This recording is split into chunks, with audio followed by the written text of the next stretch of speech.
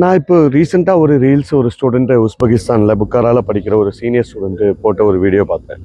அந்த வீடியோ பார்க்கும்போது நீங்கள் ஒரு கன்சல்டன்சி த்ரூ நீங்கள் இங்கே அட்மிஷன் எடுத்து வரீங்க அப்படின்னு சொன்னால், first of all overall expense என்ன வருது அப்படின்றத கம்ப்ளீட்டாக தெரிஞ்சுக்கிட்டு நீங்கள் அட்மிஷன் எடுக்கிறது. இந்த மோஸ்ட் ஆஃப் த கன்சல்டன்சிஸ் இப்போ ரீசெண்ட் டைமில் உஸ்பெகிஸ்தானில் புக்காரா வந்த நிறைய ஸ்டூடெண்ட்ஸ் வந்து கம்ப்ளைண்ட் என்னென்னா, ஸ்டூடெண்ட்ஸை கூப்பிட்டு வந்து இறக்கி விட்டுட்டு அதுக்கப்புறம் அவரை ஃபாலோ பண்ணுறதுக்கு ஒரு ஆள் கூட இல்லாமல் ஸ்டூடெண்ட்ஸு அவர் இஷ்டத்துக்கு அவராகவே எல்லாத்தையும் தேடி கண்டுபிடிச்சி போய் பண்ண வேண்டியதாக மாறி இருக்குது.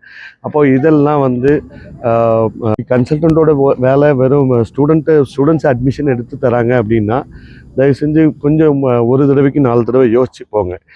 பேசிக்காக நிறைய கன்சல்டன்ட்ஸ் வந்து சர்வீஸ் மைண்டடோட ஒர்க் பண்ணுறவங்க இருக்காங்க. இப்போ சர்வீஸ் மைண்டோட உங்களோட அந்த கன்சல்டன்ட்டு யூனிவர்சிட்டி அட்மிஷன் மட்டும் இல்லாமல் உங்களோட என்டையர் 6 இயர்ஸ் பீரியடும் ட்ராவல் பண்ணுவாங்களா அப்படின்றத செக் பண்ணிக்கோங்க. அதுக்கு நீங்கள் பண்ண வேண்டியதெல்லாம் அவங்க த்ரூ போன சீனியர் ஸ்டூடெண்ட்ஸை ஃபார் ரெஃபரன்ஸு நீங்கள் அவர்கிட்ட காண்டாக்ட் பண்ணி பேசினாலே தெரியும் அவரோட சப்போர்ட் எந்த அளவுக்கு இருந்துச்சு அப்படின்னு சொல்லிட்டு.